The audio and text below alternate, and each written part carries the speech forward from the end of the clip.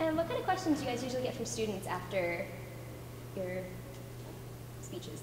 Oh, we get so many questions. I mean, in a given night, I'll get questions about thinking about values. I get questions about making decisions about sex. I get questions about very specific challenges people are running into, and medical questions, and just such a huge wide range of questions. And that's part of what I love about doing this work. It's just the opportunity to say, people in this room have so many different experiences and so many different backgrounds and have so many different things they're thinking about, but to be able to really discuss something that's so personal with people and hopefully help them figure out what's the next step to figuring out the right thing for them is just hugely empowering and exciting for me as an educator.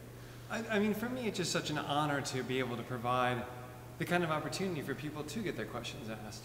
Because certainly when I was in, high school and even most of college, like there wasn't a place where I could go and like learn about female orgasm.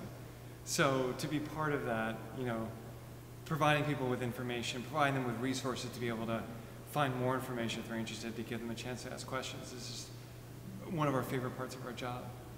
Is that how you guys got started? Like, did you just feel like there was a lack of information out there for students?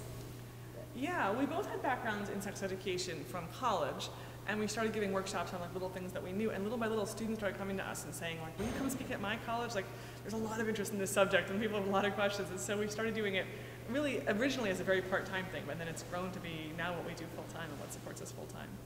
Well, my freshman year I came here, and then a few of my friends were like, wow, that was a really good event, and then they branched off and told their friends. And so my sophomore year, I saw those friends of my friends come here, and then those friends told their friends, and now, so it's a ever-going branch of people just coming to I Heart Female Orgasm. It's a great tradition on Towson's campus. And do you get like a turnout like this at every school? Because it was a great turnout this year. It was a great turnout. Towson is unique because of URG. I mean, they're just really an amazing group to work with, and they're so good at publicity and basically spreading the word and be like, hey, the female orgasm program is coming to town, like don't miss out on it. If you have anything with orgasm, anything like that, or sexually related, everyone's like, what is that? So they're going to be more inclined to come and enjoy the event. So I guess with catchy titles, as we do with any of our events or in advertisements, we have to try to have funny characters or sayings on the event to get people talking about it and definitely coming to the event. So an event like I Heart Female Orgasm, on the name alone, is a success. And that's, once they come into the building, they get a more knowledgeable value from the event.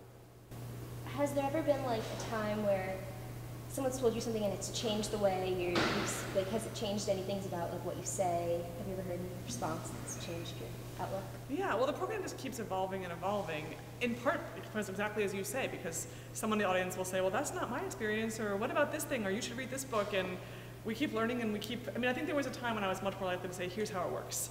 And then the more audiences I talk to of real people, the more someone will say, that's not how it works for me, or, well, let me tell you about my experience. And just realizing like there are so many different experiences that are valid and healthy and normal, that being able to incorporate that is great. And the program really does keep changing as the years go by. We really do learn a lot from our audiences just because they're so incredibly diverse.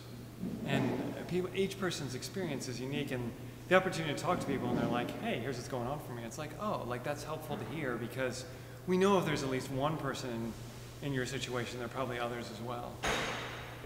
And did you guys write a book as well? We did. We wrote a book called I Love Female Orgasm that covers all the topics we talked about tonight and way more, because you can only fit so much in an hour-and-a-half program, but there's a lot more you can fit in a book. Yeah, and we wrote it in part because people were coming to us being like, there's so many more questions I have, and I didn't, we didn't get time to cover everything, and we didn't get to go in enough depth, and only a certain number of people can fit into a room. So we thought, let's have this written down for everybody else who isn't able to attend.